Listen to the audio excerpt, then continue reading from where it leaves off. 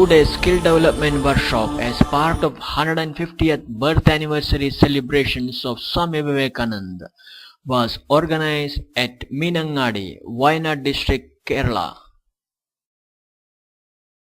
This film highlights some of the sessions of the workshop.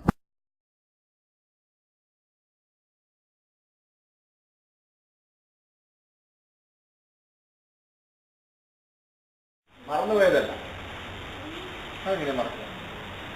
ഇത് ക്യാമ്പിൽ വരുമ്പോൾ ഇതിനെ കിട്ടിയത് നമ്മളിതല്ലേ ആലോചിച്ചോട്ട് അതിന് കാരണം ഇയാൾ ഒന്നുമില്ല.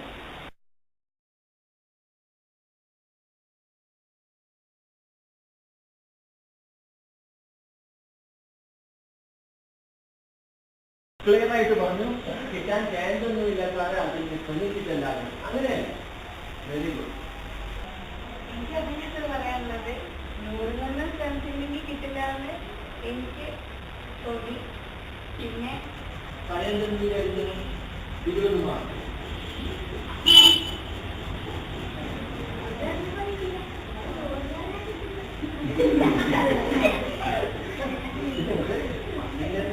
കിട്ടില്ല എന്ന് പറയുന്നു. പക്ഷെ രണ്ടെണ്ണം കിട്ടിയില്ലല്ലോ.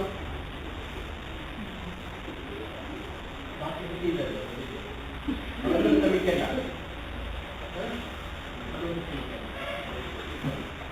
നന്ദകുമാർ 25 മാലിലേക്ക് എന്ത് വിചാരിക്കുന്നു?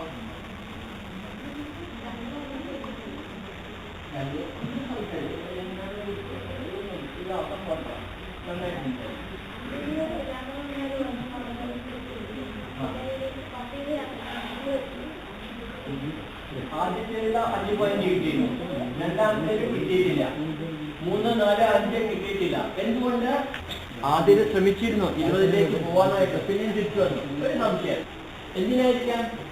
ഒരു നെഗറ്റീവ് മാർക്കിംഗ് ഉണ്ടായിരുന്നില്ല അല്ലേ? 20ൽ നിന്ന് 10ലേക്ക് വന്ന 10 പോയിന്റ് പോകുന്നുള്ള പേടിയില്ലായിരുന്നു.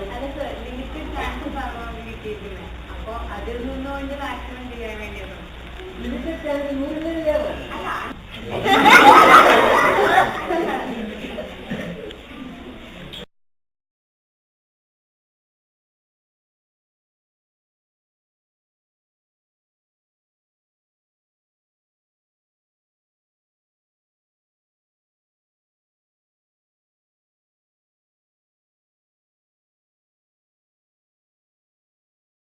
തീറ്റക്കാർ അവരെല്ലാം കൊണ്ടുവന്നൊക്കെ തിന്നുകൊണ്ടിരിക്കുക. ഇടയ്ക്കിടയ്ക്ക് സാധനമൊക്കെ നിരത്തിക്കുന്നു. പക്ഷേ ആ ട്രെയിനിൻ്റെ മൂലയിൽ ഒരു മനുഷ്യൻ ഇരിക്കുന്ന ഒരു സാധു മനുഷ്യൻ, ഒരു സന്യാസിയാണ്. എന്നിട്ട് ഇവർ പരിഹരിക്കും അയാളെ, ആ സന്യാസിയെ. എന്താ സാധുതാണോ പണിയെടുക്കണം ഇതേപോലെ തിന്നണമെങ്കിൽ?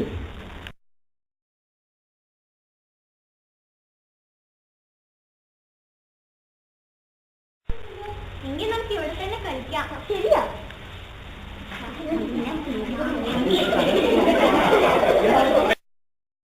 നിങ്ങൾ എന്താണ് പോകാത്തത്?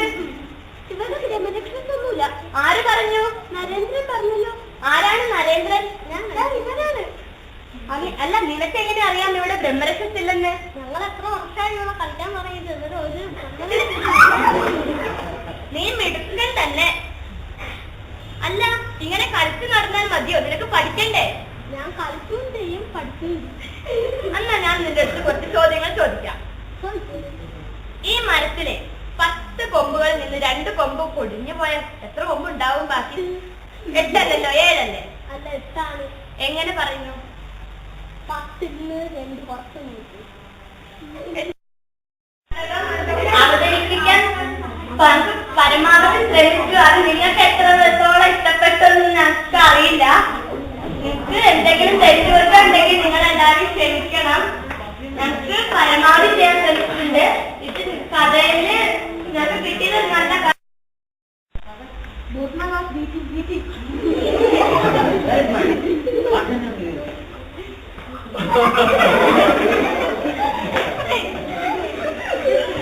വരൂ, നമുക്ക് പോയി കളിക്കാം.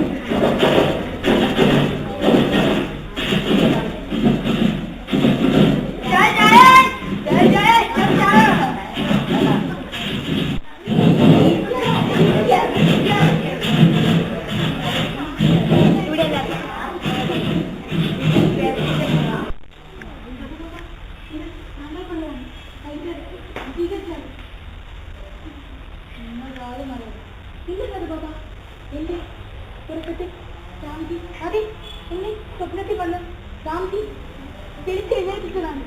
എനിക്കറിയാം, അതുകൊണ്ടേ കാണാൻ കഴിച്ചാൽ എഴുതിയ വരികളാണിത്. 1863 ജനുവരി 12-ാം ദിനത്തിലാണ് വിവേകാനന്ദ സ്വാമി. അതിനുശേഷവും ഞങ്ങൾ ധാരാളം കളികൾ കളിച്ചിരുന്നു.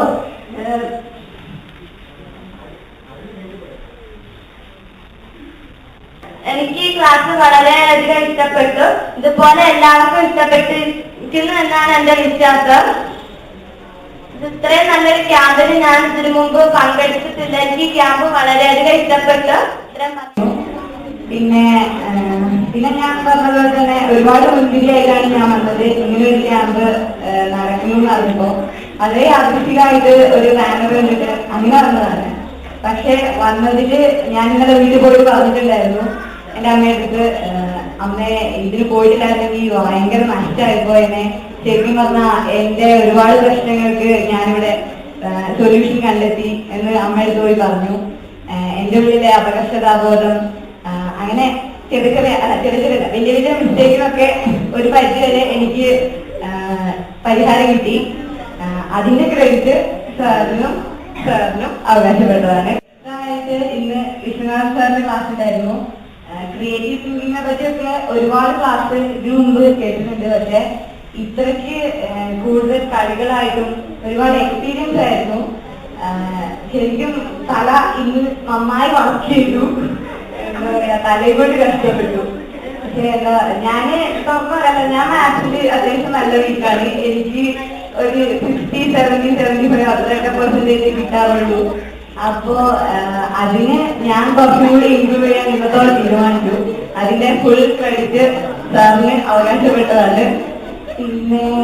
പിന്നെ ഇന്ന് സ്വാമിജി പറഞ്ഞ കാര്യങ്ങള്, പിന്നെ എന്താ 5 ശക്തികളുടെ കാര്യങ്ങള്, നിങ്ങളെല്ലാവരും അത് ഉൾക്കൊണ്ടിട്ടുണ്ടെന്ന് ഞാൻ വിചാരിക്കുന്നു. ഇപ്പോ എന്താ കലയിലെ കുട്ടിയാണെങ്കിലും എല്ലാവരുടെയും മനസ്സിൽ കേട്ടിട്ടുണ്ട് വിചാരിക്കും. പിന്നെ വിവേകാനന്ദനെ കുറിച്ച് ഞാൻ പ്രതീക്ഷിച്ചതിലുപരി ഇന്നലെ ഞാന് മകരജ്യോതിഷ് എന്ന് പറഞ്ഞ പുസ്തകം എനിക്ക് പകുതി വായിക്കാൻ പറ്റുള്ളൂ. ഇന്ന് രാവിലെ അരമണിക്കൂർ കൊണ്ട് വായിക്കാൻ എത്രത്തോളം പറ്റുമെന്നറിയില്ല. എന്റെ മാക്സിമം ശ്രമിക്കാൻ വിചാരിച്ചിരുന്നു. ഫുള്ള് വായിച്ചു തീർത്തു. എനിക്കെന്തോ ഭയങ്കര സന്തോഷമായി. അപ്പോഴാണ് ഞാൻ വിവേകാനന്ദന്റെ ചിക്കാഗോയിലെ പ്രസംഗത്തിന്റെ ഒരു ഭാഗം വായിക്കുന്നത്. ഇതിനുമുമ്പ് ഞാൻ ചെറുപ്പത്തിൽ വായിച്ചിട്ടുണ്ട്, ഒരു ചിത്രകഥയായിട്ട്, അമർ ചിത്രകഥ. അതിൽ നിന്നാണ് ഞാൻ വിവേകാനന്ദനെ കുറിച്ച് കൂടുതൽ അറിയുന്നത്. ഇന്ന് അത് മകരജ്യോതിഷ് എന്ന് പറഞ്ഞ പുസ്തകം വായിച്ചപ്പോ പിന്നെ കൂടുതലായിട്ട് അറിയാൻ പറ്റി.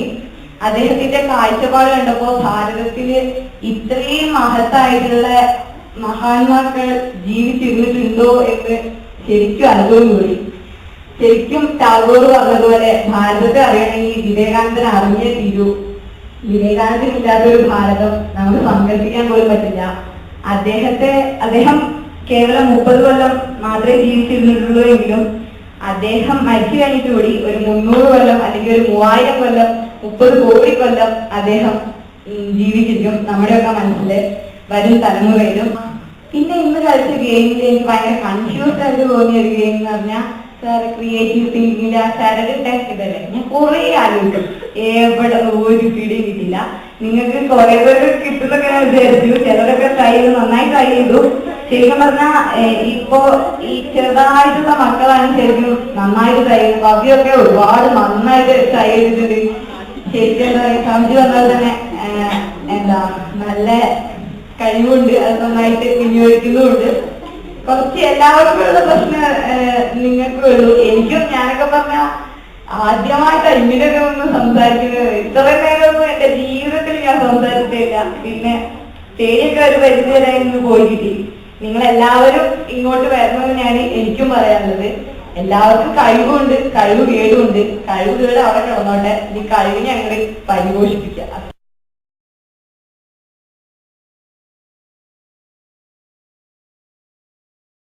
കിട്ടി. പക്ഷെ ഈ ക്യാമ്പ് കാണുമ്പോൾ എനിക്ക് സത്യമായിട്ടും എന്താ പറയാ, പഴയ കാലത്തെ കുറിച്ച് ഒത്തിരി സങ്കടമുണ്ട്. കാരണം ഞങ്ങളൊക്കെ പഠിച്ച സമയത്ത് എന്ന് പറയുമ്പോ ഇതുപോലെ ഒരു ക്യാമ്പോ ഇങ്ങനെയുള്ള അനുഭവങ്ങളൊന്നും ഇതുവരെ അവർക്ക് ലഭിച്ചിട്ടില്ല.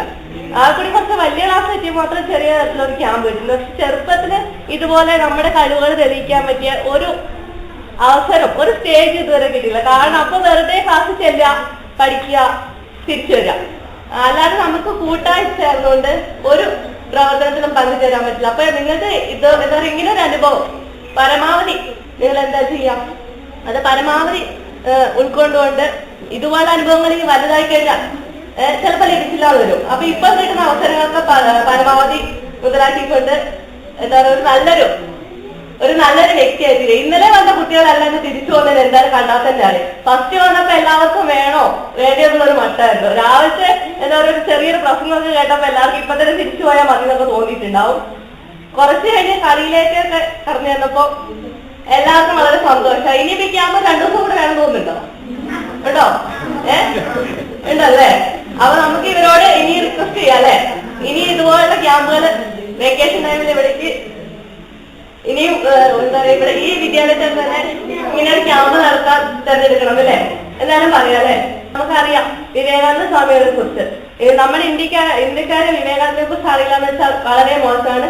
ചെറുപ്പം മുതൽക്ക് തന്നെ വളരെ നല്ല സ്വഭാവങ്ങളെ പുലർത്തി പോകുന്ന ആളാണ്. പക്ഷെ കളിയിലൂടെ നമ്മൾ പല കാര്യങ്ങളും പഠിച്ചു, ജീവിതത്തിലേക്ക് ഭാവിയിലേക്ക് ആവശ്യമായിട്ടുള്ള പല കാര്യങ്ങളും പഠിച്ചു. അപ്പൊ ഇങ്ങനെ ഒരു കളിയിലൂടെ ആയിട്ട് ആരും അതൊന്നും മറന്നു പോകില്ലായിരിക്കും അല്ലെ, എല്ലാ കാലം ഓർക്കുവോ?